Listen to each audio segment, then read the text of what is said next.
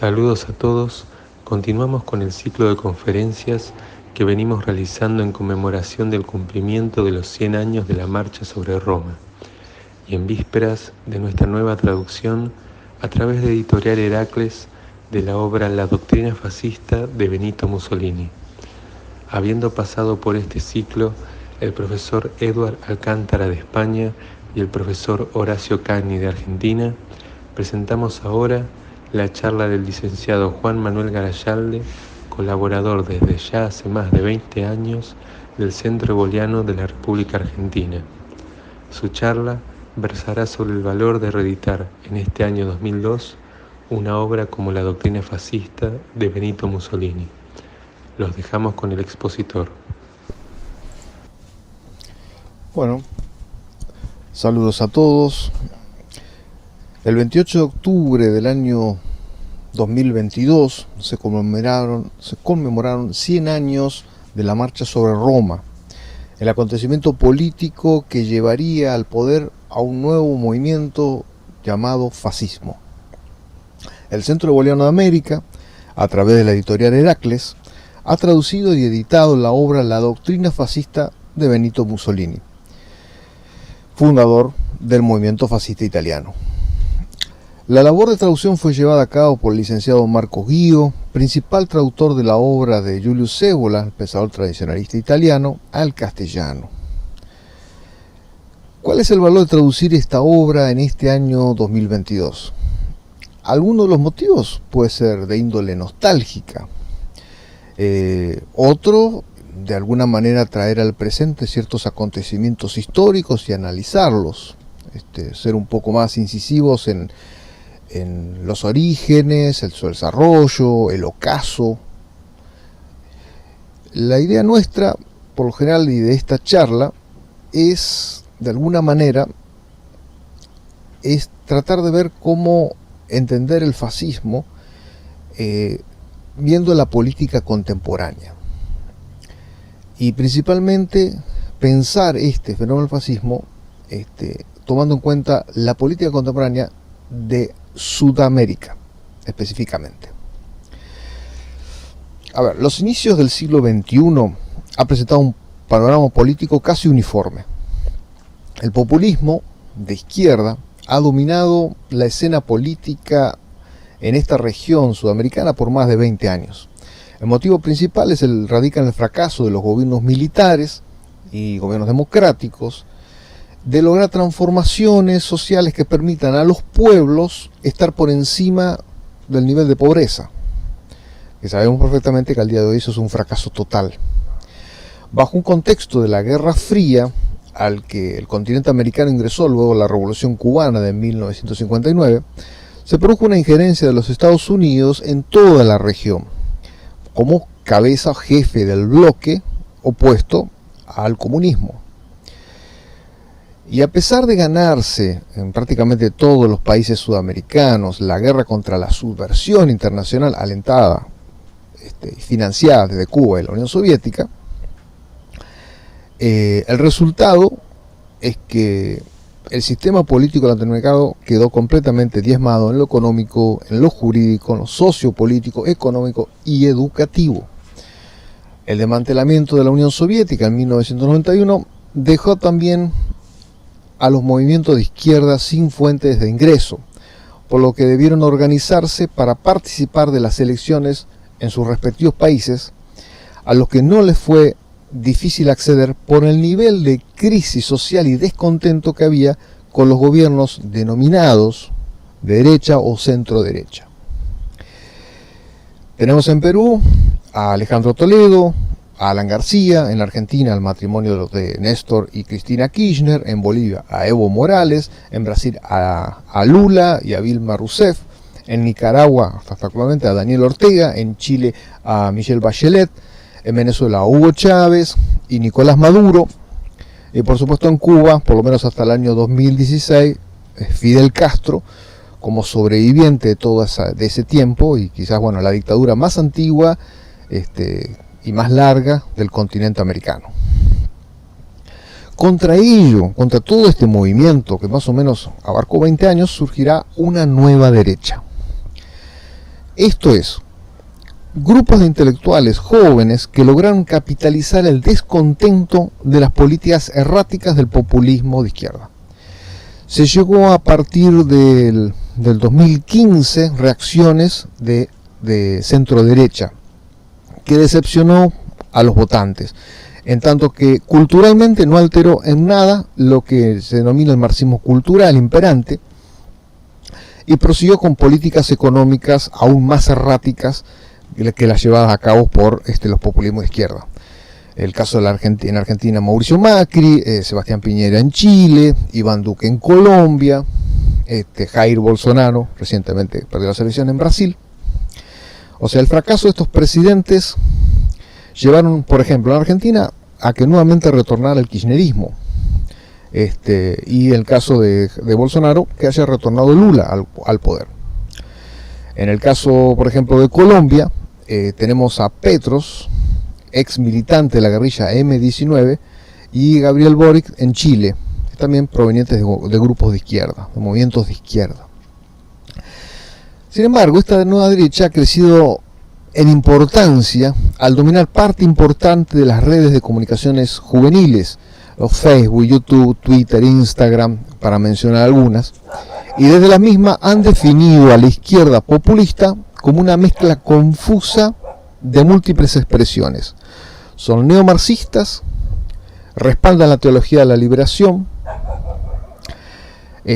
por así decirlo, la teología, la opción por los pobres, como se suele denominar, tienen un populismo demagógico, son neo-keynesianos, he entendido esto como un fuerte intervencionismo del Estado que no tiene como objeto el desarrollo del país, sino de financiar grupos políticos afines al gobierno a través de la corrupción. Existe también característica de esta izquierda, un paternalismo totalmente estatal, léase creador de derechos que se traducen en nuevos subsidios, impulsor del feminismo radical, impulsor de la ideología de género, de un tipo de indigenismo, políticas a favor de la reivindicación de los movimientos guerrilleros, aquellos muertos en combate, desaparecidos, hijos, nietos, parientes beneficiados con un montón de subsidios, y apoyo a organizaciones populares defensoras de dicha ideología, no tanto ya de izquierda, sino de ultraizquierda. Lo que en Argentina hemos denominado como la estafa de los derechos humanos, donde el Estado ha sido saqueado para financiar grupos afines a estos gobiernos populistas. De esta manera, la nueva derecha presente un panorama de guerra cultural, desde un pensamiento liberal, conservador y nacionalista. Se quiere presentar así esta nueva derecha, una conjunción, una unión de grupos que la característica que tiene es oponerse a esta izquierda populista. Ahora, la principal crítica de este grupo fundamentalmente recae en el poder del Estado, o sea, en la injerencia del Estado. ¿Qué grupos, diríamos, son aquellos que alimentan ideológicamente esta nueva derecha? Está presente, por lo menos aquí en Argentina, la importancia de la Escuela Austríaca de Economía del siglo XX, representada por von Mises y von Hayek, cuyos principales aportes a la economía no ha sido desde un índole matemático, por así decirlo, sino más bien filosófico. Efectivamente, o sea, dicha escuela retoma los aspectos morales que el capitalismo liberal había brindado a las sociedades, siendo el principal enemigo el socialismo y todas sus distintas divisiones, subdivisiones. Sin embargo, esto no es nuevo.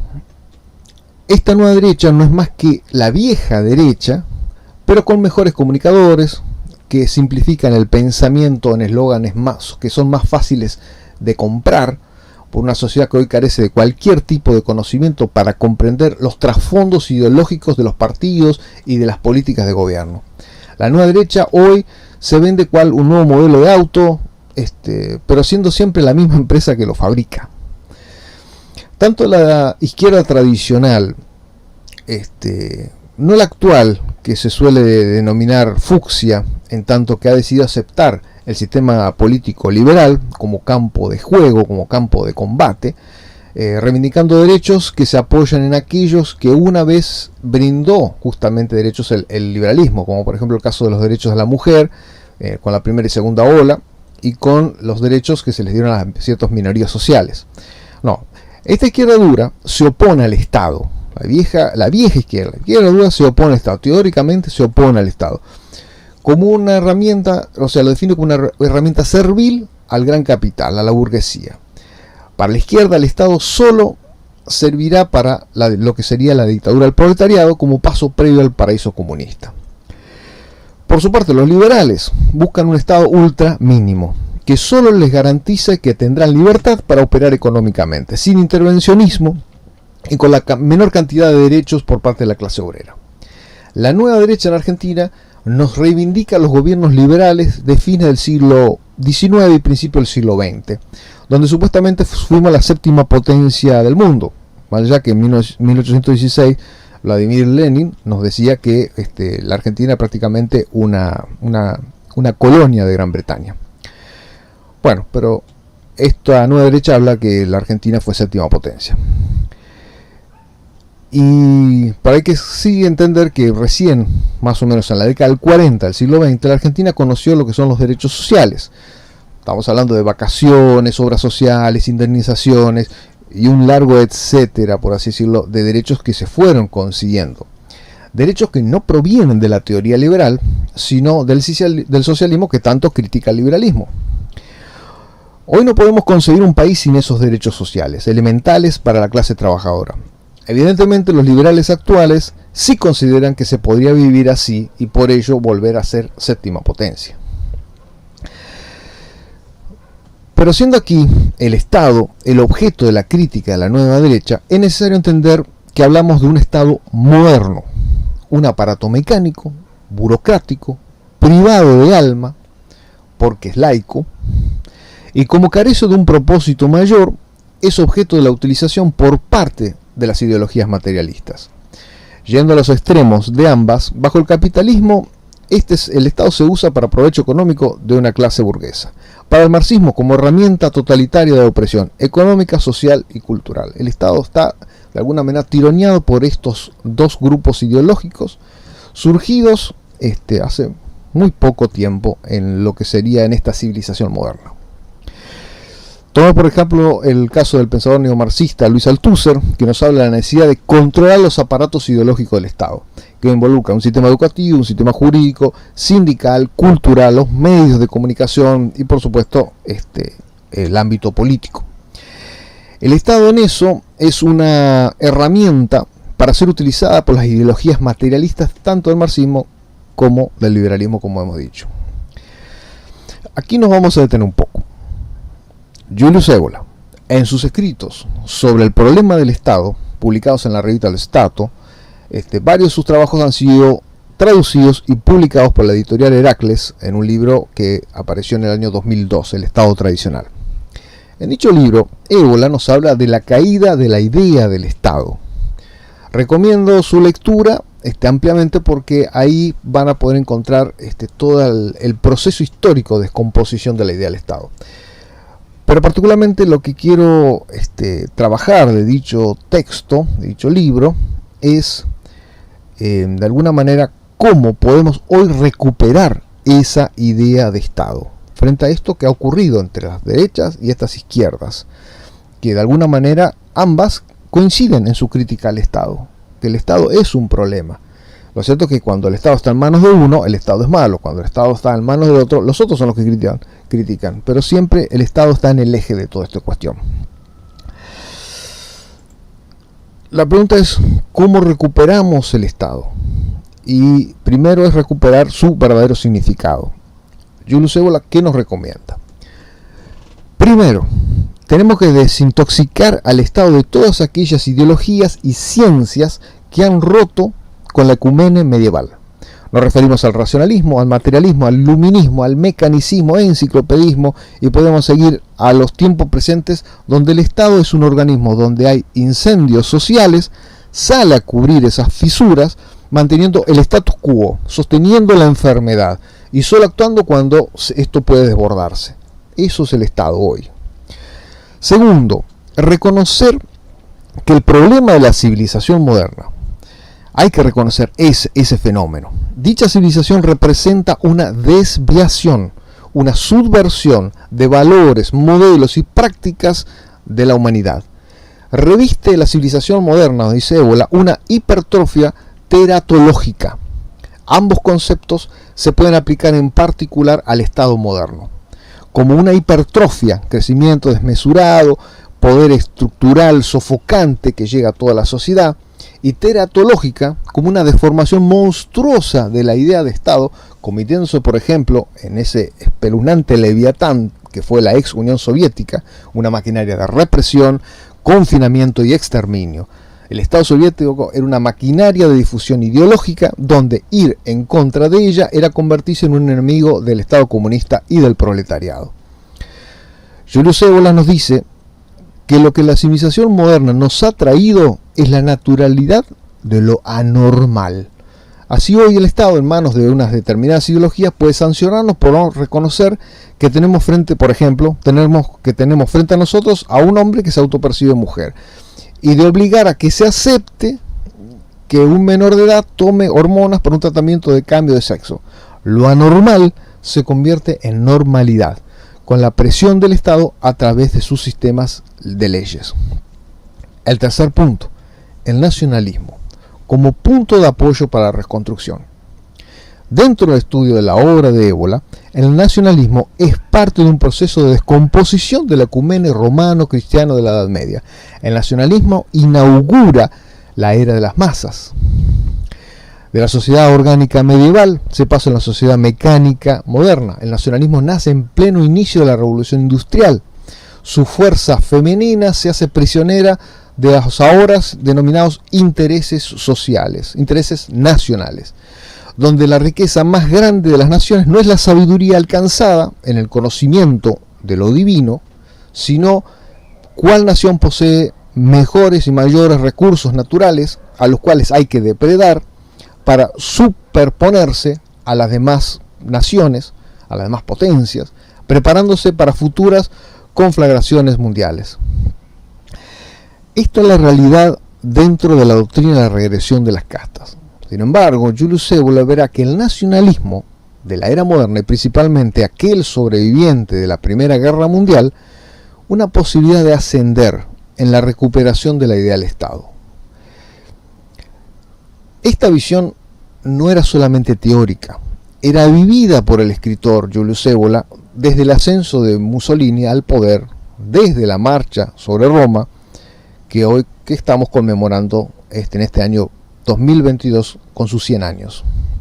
Evola nos dice que podemos concebir un nacionalismo diferente. Es aquel que puede lograr una diferenciación externa, o sea, impulsar valores diferentes a la modernidad y cerrándose en esa idea, y no por el contrario propugnar valores supremos como en ese entonces estaban de moda, como la raza, la sangre, la tierra, la historia, una forma de totemismo, nos dirá Julius Evola. Este nacionalismo diferenciado que Julius Evola presenta, que reacciona contra la modernidad, ahí Evola termina citando a Benito Mussolini, en su importancia en impulsar ese tipo de Estado. Por ejemplo, Mussolini nos dice: la nación no es ni raza ni región geográfica determinada, sino linaje que se perpetúa históricamente, multitud unificada por una idea. Y cuando le toca definir a Mussolini el Estado, él dice: es el alma más profunda de cada alma, forma y norma interior y disciplina de toda persona. La idea de Estado en el fascismo se contrapone a la masa amorfa, o sea, al democratismo humanista y al modelo igualitarista soviético proletario. Por ello, y ahora Evola nos dice que se debe imponer la idea de descongestionar al Estado respecto de la economía. Efectivamente, la burguesía había creado valores individualistas y colectivistas, laicos y humanistas, y fue quien en el principio se adueñó del Estado para impulsar y defender sus principios materialistas. Surgiría la democracia al servicio del pueblo, no de la idea. El burócrata era esclavo de la presión de la masa y de la demagogia de los dirigentes políticos que en el occidente liberal, para perpetuarse, cumplen los caprichos del pueblo. En cambio, la burocracia de un Estado tradicional no es al servicio del capricho demagógico del pueblo y de las élites políticas, sino al servicio de una idea que expresa un propósito que no depende o se sostiene de lo que es inferior, sino de aquello a lo que es superior, que se proyecta hacia la realización espiritual de un pueblo, hacia lo divino, y esta burocracia tenderá su mano hacia el pueblo para ayudarlo en su misión. ¿Y cómo actúa ese Estado? En un mundo que ha destruido la jerarquía, que ha creado un vacío entre el Estado y el pueblo.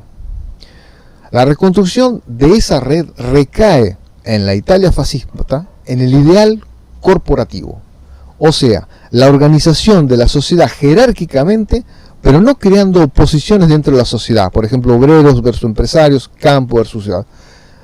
El sistema corporativista rompe la lucha de clases. Para el fascismo es un mecanismo de autodisciplina y control de la sociedad. Establece una metodología de diálogo entre el capital y el trabajador. Un sistema medieval transportado a pleno siglo XX bajo la era industrial. Para alcanzar el modelo medieval tradicional, para Julius Evola faltaría en ese modelo corporativista la despersonalización y una espiritualización de la esfera económica. Despersonalización para romper con el individualismo contemporáneo y espiritualización de la esfera económica para romper con la idea de que con el consumo no solo se sostiene el sistema económico, sino también se garantiza la felicidad de las personas, al hacerse de las cosas que la propaganda le dice que necesitan para alcanzar la felicidad. Despersonalización y una espiritualización de la esfera económica. La doctrina fascista nos dice: el hombre del fascismo es individuo, que es nación y es patria. Ley moral que junta en sí a los individuos y generaciones en una tradición y en una misión que suprime el instinto en la vía cerrada por el breve plazo del placer, para edificar sobre el deber una vida superior, libre de límites de tiempo y de espacio. Una vida en la que el individuo, a través de su propia abnegación, del sacrificio de sus intereses particulares, de la misma suerte, vive una existencia completamente espiritual que es su valor humano. Mussolini nos dice que ha pasado el tiempo del absolutismo monárquico y la eclesiolatría. El mundo había cambiado mucho y con ello había que pensar con principios antiguos realidades presentes. Para el fascismo, la Italia moderna era heredera del Imperio Romano. Un importante teórico del fascismo, Alberto Rocco, decía que la democracia era la culminación de la decadencia y anarquía que se había iniciado con la caída de Roma. El surgimiento del liberalismo, con los lemas de propiedad privada, libertad e igualdad, atacando la figura del monarca y de la autoridad del Estado, contra eso había que confrontar. El fascismo se aferró al legado de Roma, porque el liberalismo, y esas son palabras textuales del intelectual Alfredo Rocco, el liberalismo es ajeno al espíritu latino. De la mano de otro intelectual italiano, como Giovanni Gentile, inspirado en la filosofía de Hegel, nos hablará del Estado ético, aquel que contrasta con la lucha de clases y el liberalismo político. Todo para el Estado, nada contra el Estado, nada fuera del Estado. La famosa frase de la era fascista. El fascismo es una ruptura total con las ideologías hegemónicas de la modernidad, liberalismo y marxismo. El fascismo plantea una tercera posición, la cual solo pudo ser derrotada en el campo de batalla, no en el campo de las ideas. Sus continuadores de la tercera posición entendieron mal el concepto fascista y optaron por un pragmatismo de negociación entre el liberalismo y el marxismo, vaciando de doctrina esta alternativa, esta tercera posición, y condenándola a terminar siendo absorbido por uno de los dos ejes, o el liberalismo o el marxismo. ¿Qué fue lo que le faltó consolidar al fascismo? Más allá de la derrota de Italia en la Segunda Guerra Mundial y la muerte de su fundador a manos de los partisanos, para Julius Evola el fascismo tenía muchas limitaciones, aunque las mismas con el correr del tiempo podrían haber sido resueltas. El Estado tradicional debía diferenciar el espíritu de lo que es la necesidad de mantener el poder, que hoy es lo que persiste en las élites contemporáneas. Siendo el modelo tradicional defendido por Evola lo que es el imperatore sacrale, que debía ser sostenido con una nueva nobleza, no ya esa vieja nobleza hereditaria europea que estaba en decadencia. No, había que surgir una nueva nobleza. Y la nobleza, como ustedes saben, no nació de un día para otro, se construyó a través de hechos heroicos, a través de ideas, de conceptos de sabiduría. De esas luchas es que surge la nobleza. Eso es lo que debe implementarse en estos tiempos actuales.